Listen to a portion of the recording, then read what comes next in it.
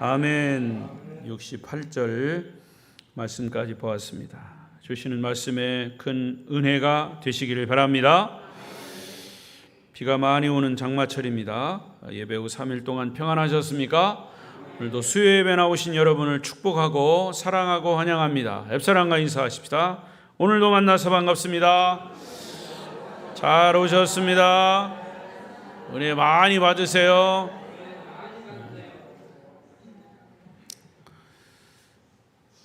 오늘도 비대면 영상으로 예배하시는 분들 중에도 말씀에 집중하셔서 큰 은혜가 임하시기를 바랍니다. 오늘 말씀의 주제는 예수님의 재판 과정. 시작. 예수님의 재판 과정. 예수님의 재판 과정 속에서 일어나는 사람들, 신앙의 면면, 이런 것들이 여기 잘 나타나 있습니다. 결국 우리가 예수님을 믿는다라고 하는 것은 예수님을 하나님의 아들로, 우리의 메시아로, 우리의 구세주로 믿는다라고 하는 것은 결국 우리 개인과 여러분, 예수님을 믿는 여러분과 여러분 개인과 예수님과의 관계성입니다. 나는 예수님과 어떤 관계를 가지고 있는가? 누구 목사가 어떻다, 장로가 어떻다, 권사가 어떻다, 그게 중요한 게 아니에요. 누구는 어떻대, 누구는 저렇대, 그게 중요한 게 아닙니다. 그 사람이 중요한 게 아니라 여러분 자신이 중요한 겁니다. 여러분 자신이 예수님과 어떤 관계가 있느냐.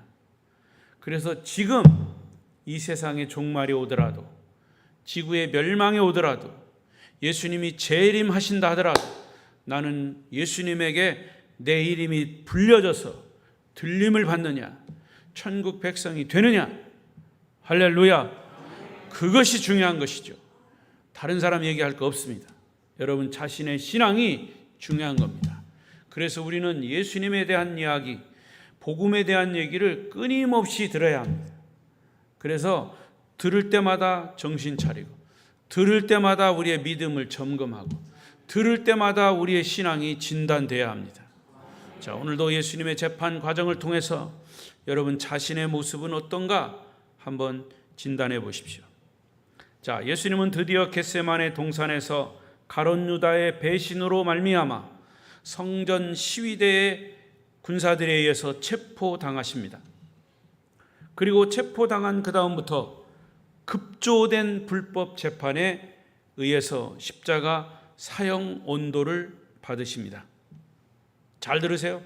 급조된 불법 재판입니다. 예수님이 사형 온도되기까지는 불법으로 재판을 했고, 급하게 만들어진 재판, 그런 사람, 재판관, 재판하는 사람들.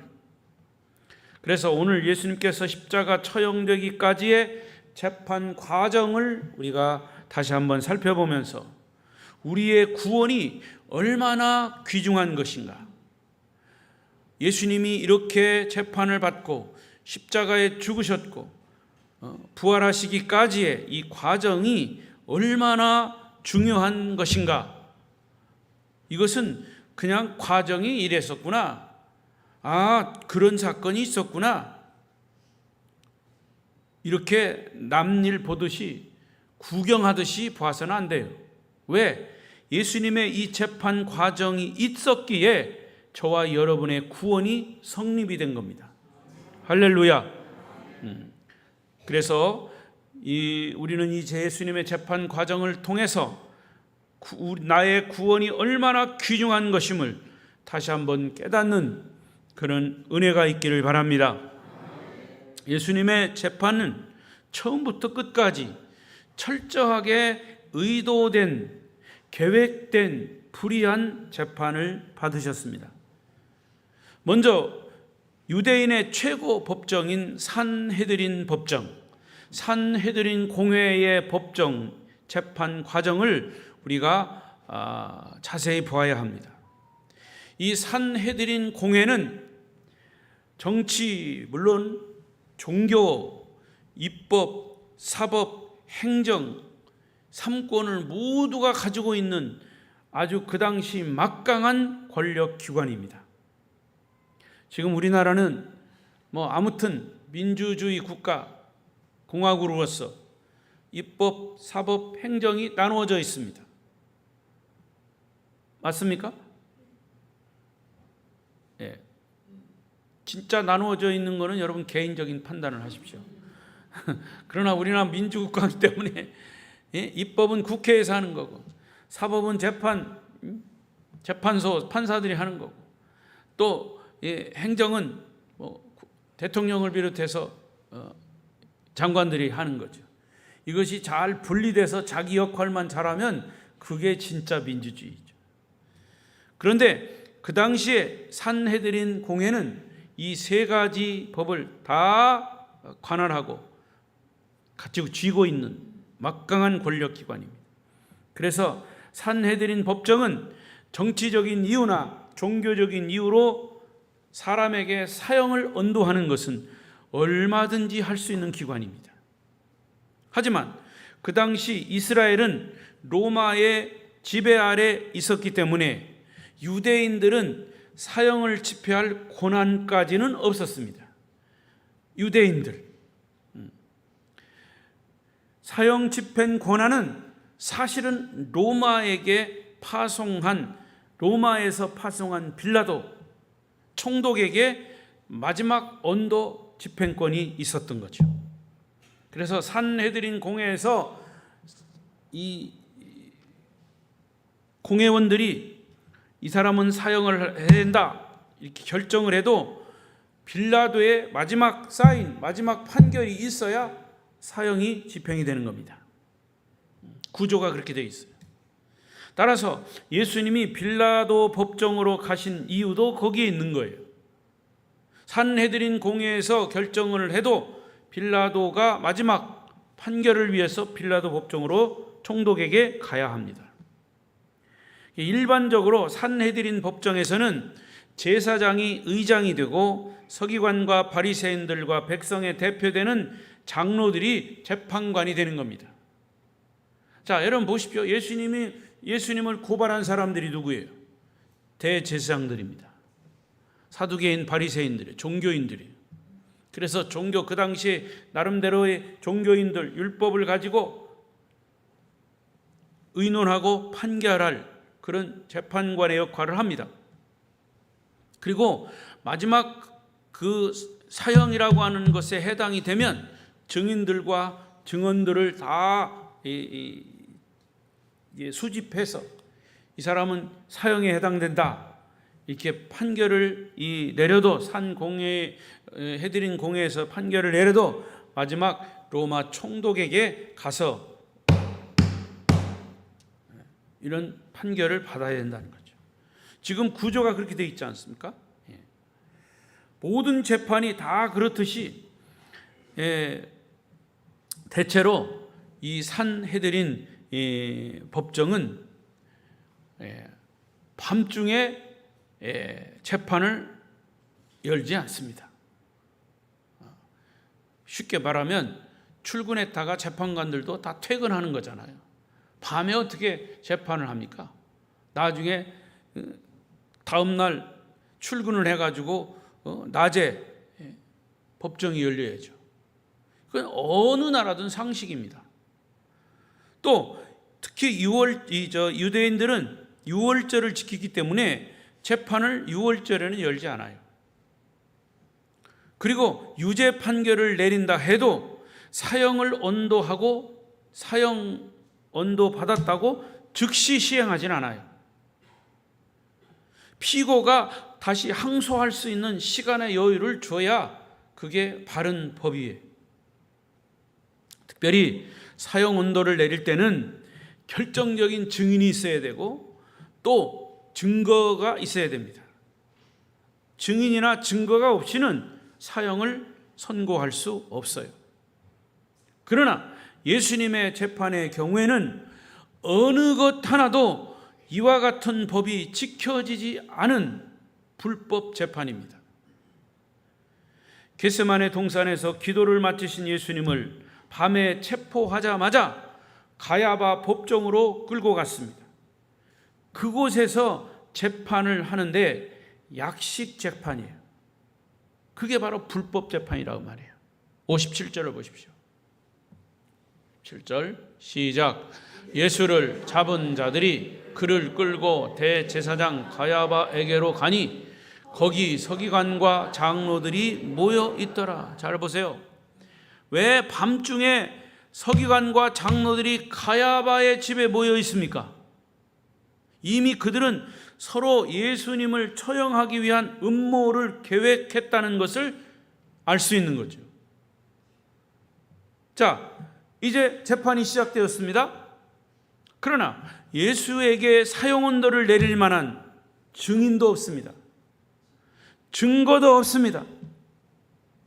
또 여러 증인들이 있다고는 하지만 한 가지도 사형언도를 내릴 만한 증언이 없어요. 증언으로 채택할 수 있는 것이 없었다 그 말이에요. 59절 61절 내용이에요. 시작.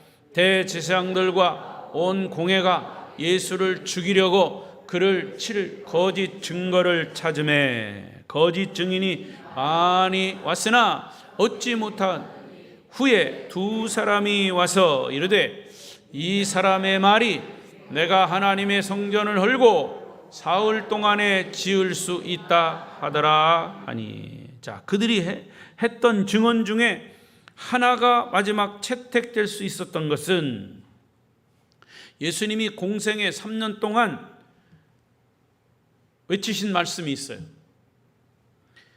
거기 예루살렘 성전이 있는데 이 성전을 헐라 그러면 내가 3일 만에 다시 짓겠다 이렇게 말씀하셨죠.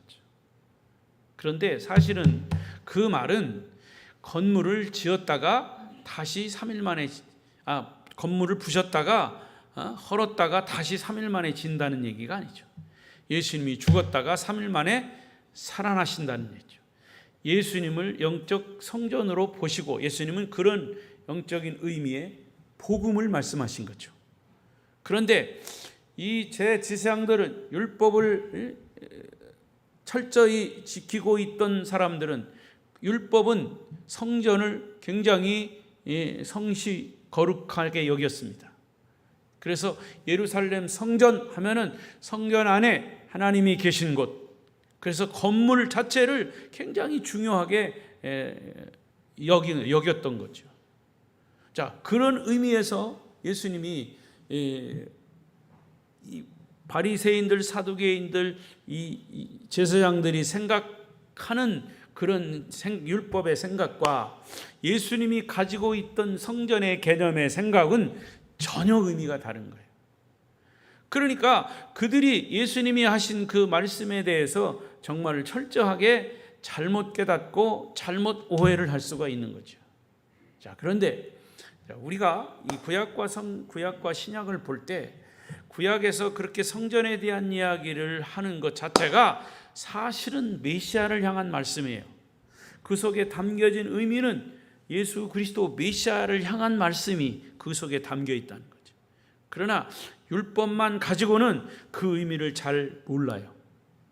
지금도 이스라엘 유대인들은 구약만 율법만 알지 신약 예수 초림하신 예수 그리스도 그분의 3년의 공생애를 사시고 복음을 증거하시고 십자가에 죽으시고 3일 만에 부활하시고 승천하시고 아멘은 언제 하실라나.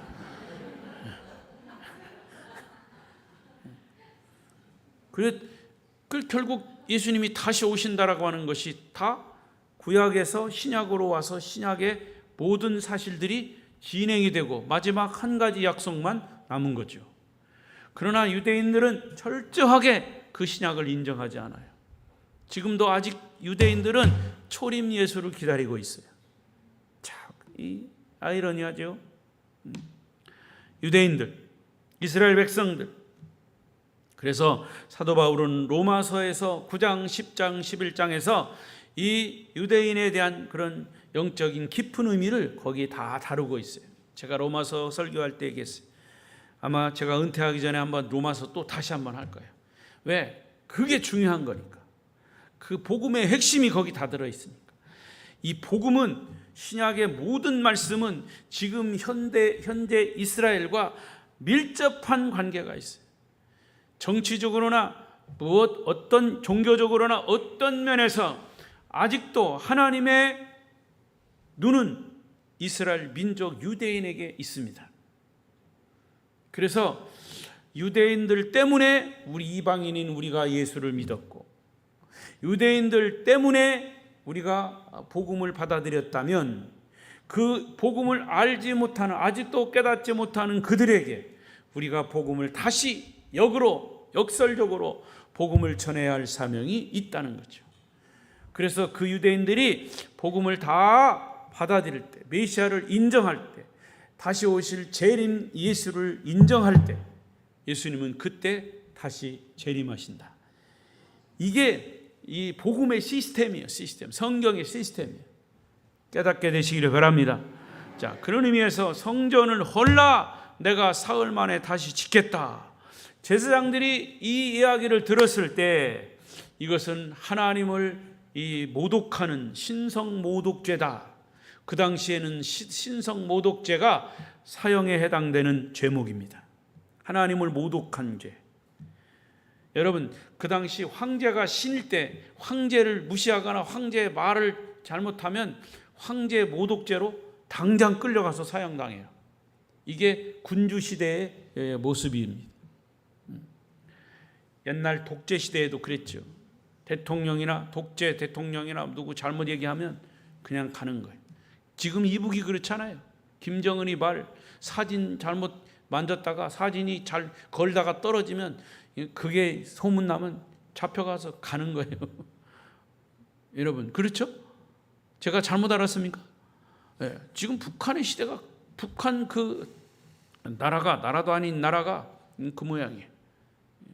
그러니까 여러분, 그 당시에 로마가 지배하는 시대, 또 이 철저하게 율법을 믿었던 이런 사람들은 하나님을 모독하는 죄, 성전을 모독하는 죄는 무서운 죄로, 사형에 해당되는 죄로 다루었다는 거죠. 이만큼 예수님이 하신 이 말씀의 의미를 그들은 잘못 알고 오해하고 있었던 거죠. 우리가 지금 이 시점에서 생각해 보면 성경 구약과 신약을 다 총괄해서 여기에 나오는 영적인 의미를 생각해 보면 이 바리새인들, 사두개인들, 제사장들이 생각하는 그 생각은 참 어리석고 우스운 얘기예요. 하지만 여러분, 우리가 사는 이 세상은 종종 어리석고 우스운 얘기가 정의가 되고 있습니다. 그런 어리석고 우스운 얘기가 진리처럼 통하는 시대에 거짓말이 진실로 통하는 엉뚱한 세상이 되어가고 있다. 주님은 그것을 말세의 현상이라고 말씀했습니다. 그래도 우리 지금 여기 어르신들이 조금 젊을 때, 또 우리가 학교에서 배울 때는 예의라든가 이런 것들을 배웠어요. 그래서 아무리 세상이 부도덕해도 예의를 지키고, 어른들에 대한 예의, 질서를 지키고, 이런 것은 못 살아도 잘 지켰어요. 그런데 지금은 먹고 살만 하는데도 질서가 없어요. 어른들 우습게 알아요. 그러니까 이 정치하는 사람들도 법을 자기네들이 만들어 놓고도 자기네들이 안 지켜. 그러니까 국민들이 그것을 볼 때 얼마나 우습게 알겠어요. 또 우스운 그것을 따라가고 있는 그런 사람들도 있어요. 그러니까 이런 현상들이 말세 현상이라고 그랬어요.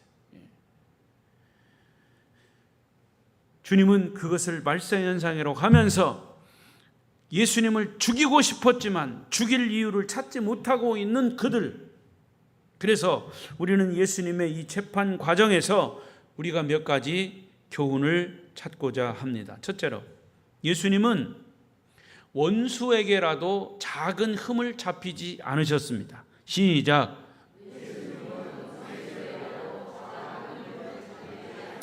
그렇습니다. 대부분의 사람들은 한 가지 잘하면 다른 한 가지를 잘못하는 부분도 있어요.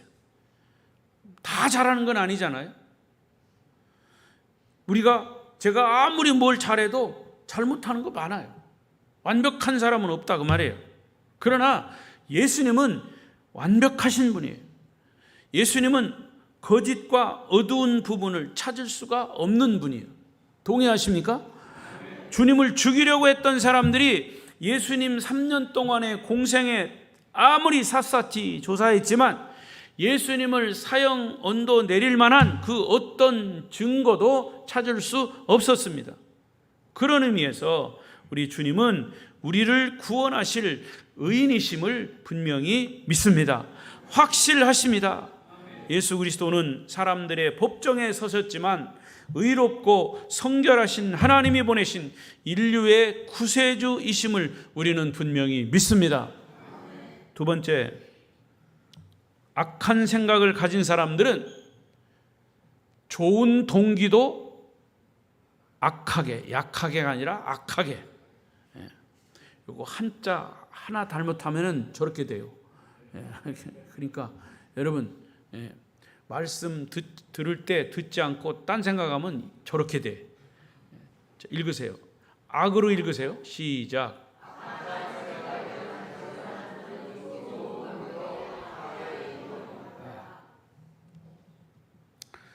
악한 생각을 가진 사람들은 어떤 좋은 동기도 악하게 만들어요. 그게 인간의 죄성입니다. 지금 가야바 법정에 있는 사람들은 예수님을 죽이려고 작정하고 나왔기 때문에 예수님의 좋은 점이나 깨끗한 부분, 성결한 부분은 생각조차 하지 않고 있습니다. 죽이려고 작정하니까 그것만 찾는 거예요. 어떻게든지 예수님을 죽이려고 하는 데만 혈안이 되어 있습니다.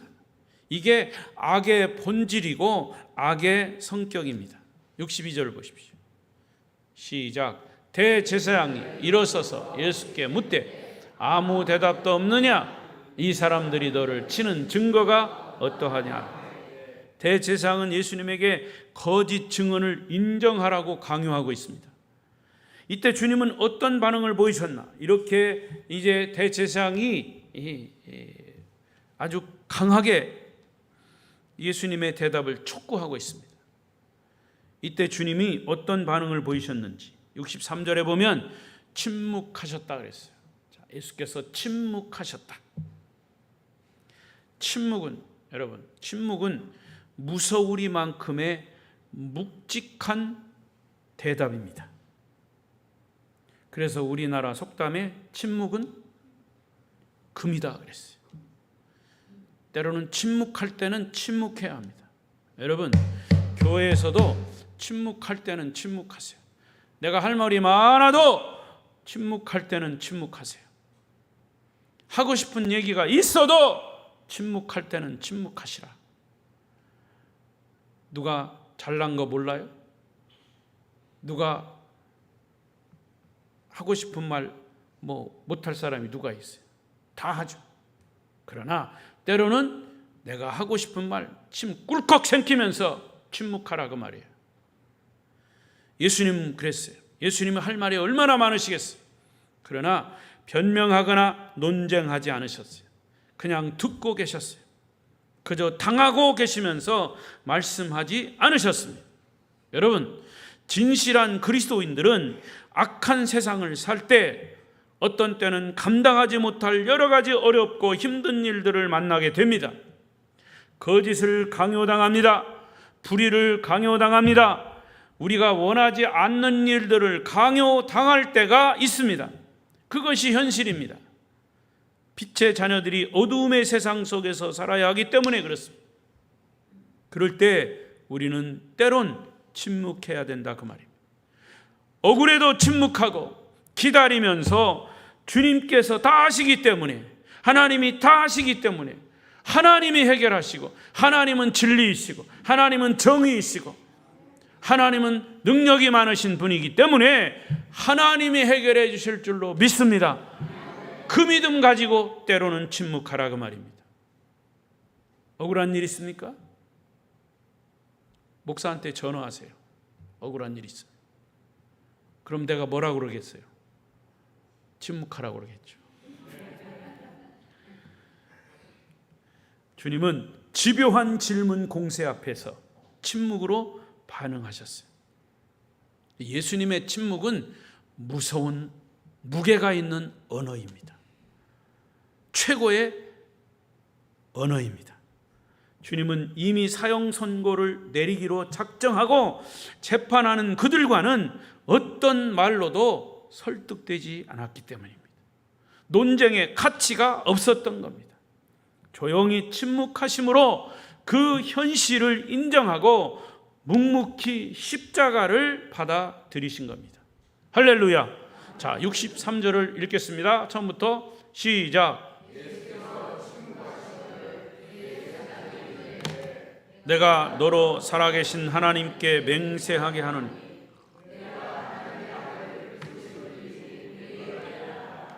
대제사장이 다시 또 되묻습니다. 내가 너로 살아계신 하나님께 맹세하게 하노니 네가 하나님의 아들 그리스도인지 우리에게 말하라. 누구 얘기입니까? 대제사장의 이야기입니다.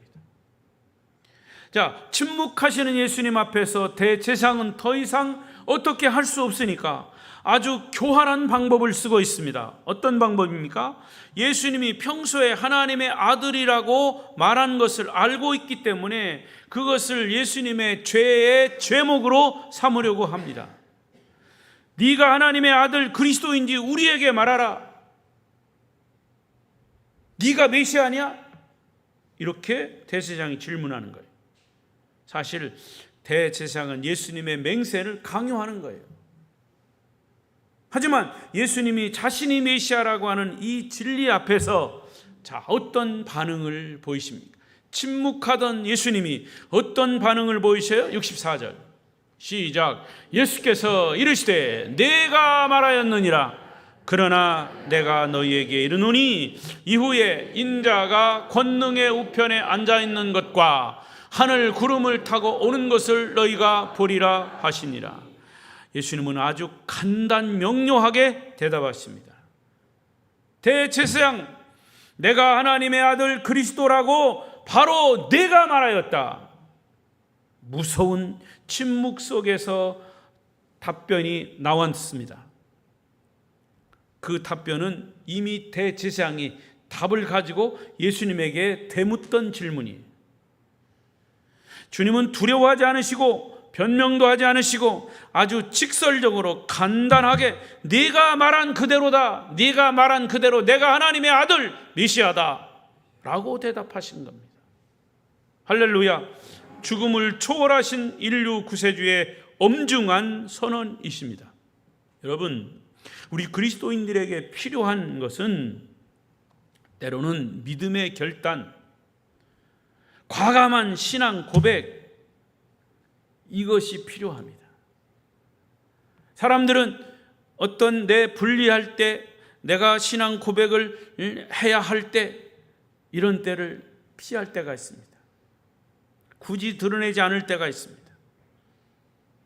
그럴 때 사실은 우리의 신앙이 드러나는 겁니다.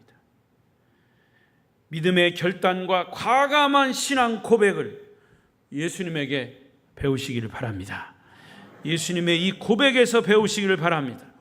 신앙인의 태도는 침묵할 때도 있지만 때로는 결정적인 순간에 분명하고 명확하게 내 믿음을, 내 신앙을 말로 고백하고 표현할 때도 있어야 한다 그 말입니다.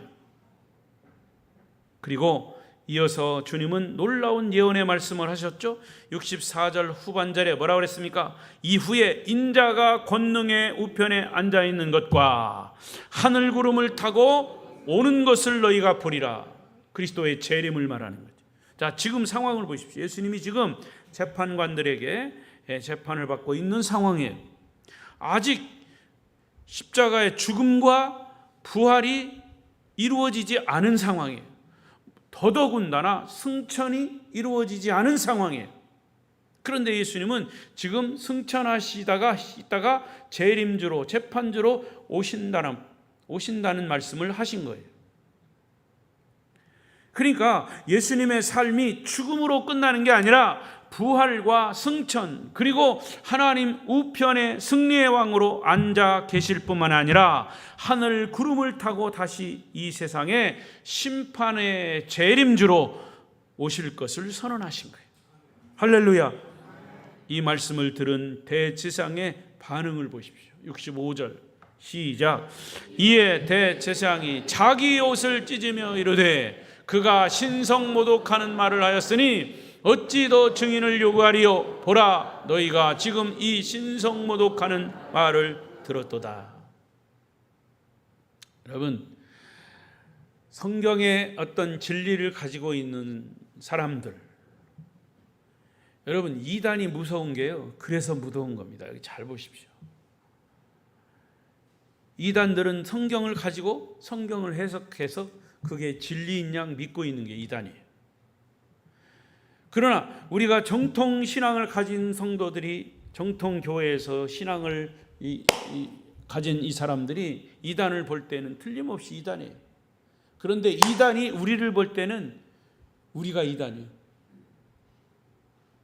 제사장이 메시아 예수를 볼 때는 그렇게 하나님의 아들이라고 하는 사실을 당신이 고백하고, 대제사장이 생각하고 있는 예수에 대해서 예수가 신성을 모독하고 있다라고 하는 것, 대제사장 율법 학자들이 가지고 있는 생각에 메시아는, 예수님은 얼마나 잘못된 젊은 청년입니까? 예수님이 보실 때 이 율법 철저하게 나이 먹고 율법을, 성경을 알고 구약을 알고 있다고 하는 사람들이, 연구하는 사람들이 메시아를 알아보지 못하고 있는 이 사실을 볼 때, 그래서 예수님은 그들을 볼 때 회칠한 무덤 같다고 그랬어요. 독사의 자식들이라고 그랬어요. 이거 얼마나 이게 잘못돼, 이 양쪽이 잘못되어 있어요. 무엇인가 잘못되어 있어요. 그러나 우리가 복음의 입장에서 보면은 예수님은 철저한 우리의 구세주이심에도 불구하고 지금 대제사장들, 이 사두개인 바리새인들이 예수님을 이렇게 왜곡하고 있다는 것입니다. 자, 여기서 주는 메시지는 무엇일까요? 여러분, 성경도 바로 알아야 된다. 복음을 바로 깨달아야 한다는 거죠. 할렐루야. 그래서 바른 신앙, 성경을 바로 알고 바른 신앙을 가지고 여러분 감사하시기를 바랍니다. 기독교 대한성결교회 강진 아름다운 교회가 21년 성결교단의 바탕을 두고 정통, 어떤 이단에 빠지지 않고 정통 교회 뿌리를 두고 우리가 신앙을 가졌다라고 하는 것. 여러분이 예수 믿지 않는데 전도를 받았어. 전도를 받고 열심히 신앙생활을 하다 보니까 신천지요. 자기가 신천지에 있는지도 모르고 그냥 신천지 교회를 다니고 있는 거예요. 내가 열심히 옛날부터 다녔는데 보니까 구원파요. 다니고 보니까 통일교요. 그러면서 그들은 다른 종교, 다른 성경을 배운 적이 없으니까 그게 진짜인 줄 아는 거예요. 지금까지도. 제7일 안식일 교회. 강진이 조그만한 데서, 정말 조그만한 데라고 해서 미안합니다만, 예? 제가 250만 되는 대구에서도 살았어요. 150만 인구 대전에서 살았어요. 강진 군 하면 뭐예요? 4만도 안 된다며요. 3만도 안 된대요. 예. 근데 이 3만도 안 되는 데서 이단이 엄청나게 많아. 있는 거 다 있어. 또 우리 교단도 없는 것 빼고 다 있더라고요. 예. 다 있어. 그러니까 여러분, 이 어디든지 이렇게 있는 거예요. 세계는 없는 줄 아십니까? 동남아시아, 유럽, 거기도 다 이단이 들어가 있어요. 그러니까 여러분, 하나님이 우리를 정말 복음 안에서 아름다운 교회에서 신앙생활하는 것 자체가 얼마나 감사한지. 할렐루야. 여러분, 여러분의 이 신앙, 철저한 이 신앙. 그래서 제가 이제 자주 말씀을 드리지 않지만 시간이 가까우면서 제가 그 기도의 제목으로 드리죠. 여러분, 제 후임자로 오는 목사님은 위에서 기도하십시오. 하나님의 말씀을 잘 정통적으로 배운 그런 목사님. 목사는요, 성경을 잘 가르치고, 저도 부족하지만 성경을 정통으로 배운, 그래서 복음적인 성경을 가르치는, 제가 새벽엔가도 말씀드렸는데요, 목사는요, 별별 목사들이 많았어요. 6개월짜리 목사가 있어요. 뭘 배웠는지 어디 신학교에서 나온지도 모르고 그냥 신학교 목사라는 거죠. 그런 사람들의 이 메시지를 들어보면 내용이 없어요. 복음이 없어요. 그러니까 여러분, 말씀을 잘 가르치고 우리 성도들을 사랑하고, 그래서 목사는 다른 거 뭐 있겠습니까? 목사가 여기서 정치 얘기를 하겠습니까? 뭐 여러분에게 돈 버는 얘기를 하겠습니까?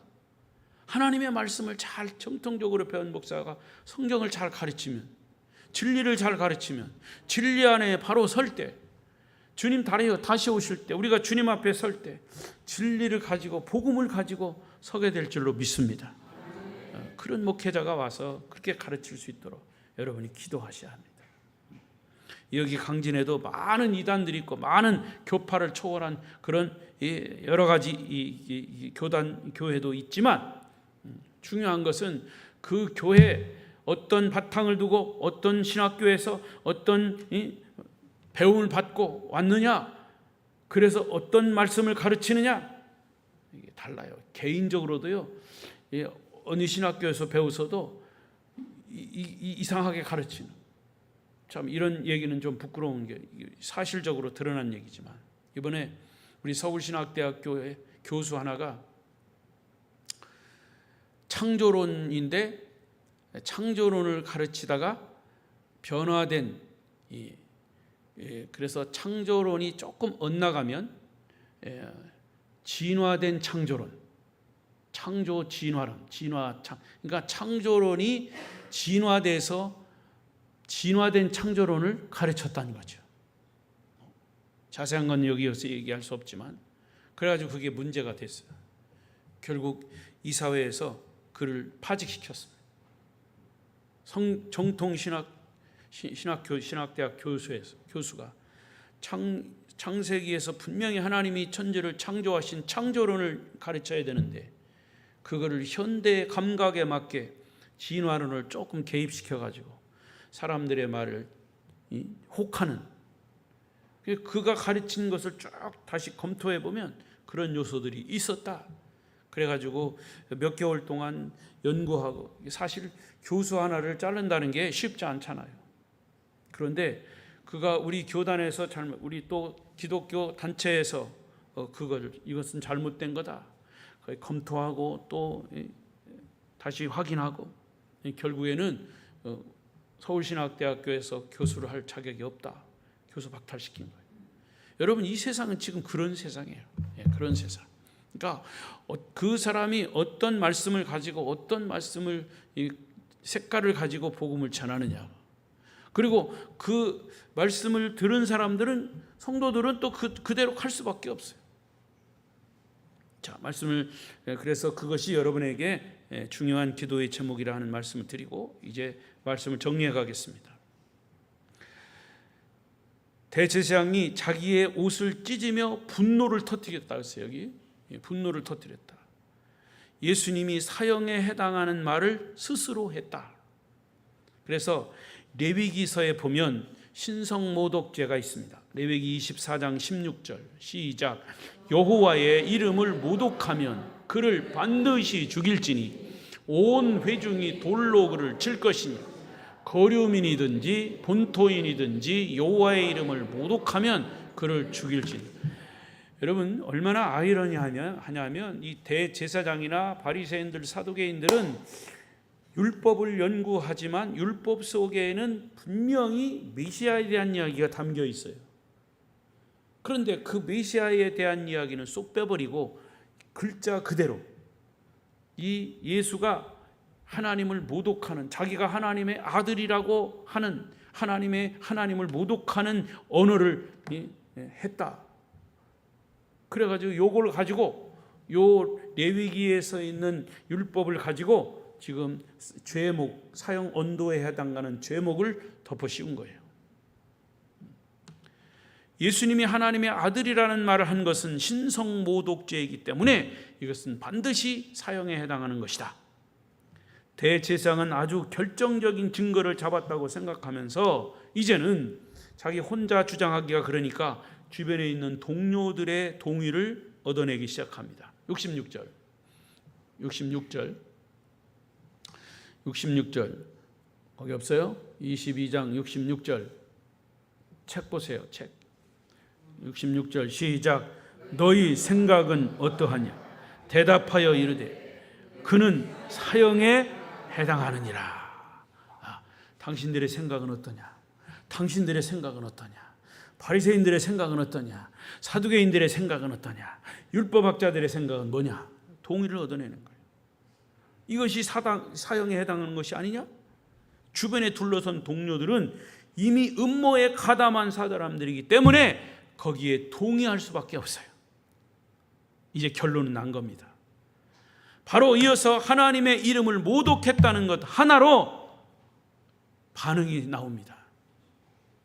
예수님을 조롱하며 고문을 시작합니다. 바로 67절이에요. 시작. 이에 예수의 얼굴에 침뱉으며 주먹으로 치고 어떤 사람은 손바닥으로 때리며 이르되 그리스도야 우리에게 선지자 노릇을 하라. 너를 친 자가 누구냐 하더라. 여러분, 우리는 예수님의 이 재판 과정 속에서 얻는 교훈은 감히 우리가 그대로 실천할 수 없는 것일 수도 있습니다. 하지만 우리는 예수 그리스도를 닮아야 하는, 예수님의 그 길을 따라가야 하는 그리스도인들입니다. 이 세상에 살면서 억울하게 당하는 사람들, 그러나 그들은 소리 한번 지르지 못하고 마냥 당하고만 있으면서 그저 약한 그런 모습 그대로 당하고만 있는 거죠. 그런 것을 보면서 우리도 충격을 받아요. 분명히 반항해야 되고 복수해야 되고 보복을 해야 되는데도 그런 것들을 포기하고 일방적으로 수모를 당하면서 침묵하고 있어요. 근데 여러분, 하나님이 버젓이 살아계십니다. 침묵하는 중에 기적이 일어납니다. 정의는 살아있습니다. 진리는 살아있는 것이죠. 하나님이 살아계십니다. 하나님이 진리이십니다. 예수 그리스도가 생명이시고 진리이십니다. 능력이 없는 것 같은데도 보이지 않는 성령의 엄청난 능력이 작용해서 선을 이루는 경험을 하게 될 것입니다. 베드로전서 2장 20절 또 보십시다. 시작. 죄가 있어 매를 맞고 참으면 무슨 칭찬이 있으리요. 그러나 선을 행함으로 고난을 받고 참으면 이는 하나님 앞에 아름다우니라. 죄를 지어서 매 맞는 건 당연한 거예요. 여러분이 설교 들을 때 졸음을 깨우는 거는 목사가 당연한 거잖아요. 잘못된 거예요? 목사님 존다고 그만하세요? 아니요, 나는 계속 할 거예요. 조는 사람 때문에. 왜? 말씀을 들어야 되니까. 죄가 있어서 매를 맞는 거는 당연한 거예요. 그런데 선을 행함으로 인해서 오히려 고난을 받고,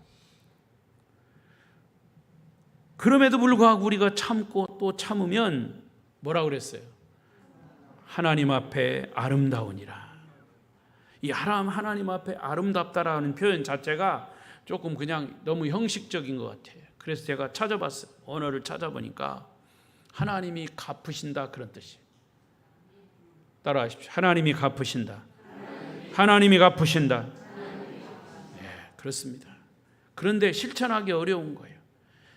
고난이 올 때 복수하거나 원망하고 싶은 생각이 막 여기까지 올라와요.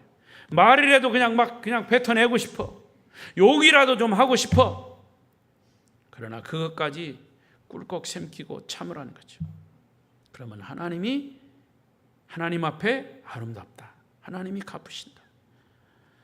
자, 그 다음 21절 베드로전서 2장 21절 시작. 이를 위하여 너희가 부르심을 받았으니 그리스도도 너희를 위하여 고난을 받으사 너희에게 본을 끼쳐 그 자취를 따라오게 하려 하셨느니라. 결국 뭐예요? 주님의 발자취를 따라가는 거예요. 우리에게 고난의 본이 되셔서 그 고난을 따라오게 하셨다. 우리는 주님의 발자취를 따라가는 주님의 자녀들임을 명심하시기 바랍니다. 고난은 축복입니다. 주님은 이런 수모와 고통을 받으시면서 참으시면서 십자가를 지셨어요. 하지만 십자가의 죽음으로 끝났다면 우리도 절망이죠. 그러나 죽음의 권세를 물리치시고 부활의 영광이 있기에 고난이 축복이 되는 것입니다. 십자가 없는 고난, 십자가 없이는 부활의 영광이 없는 거예요. 지금 여러분이 당하는 고난이 주님을 위한 것이라면 반드시 부활의 영광을 맞이하게 될 것입니다.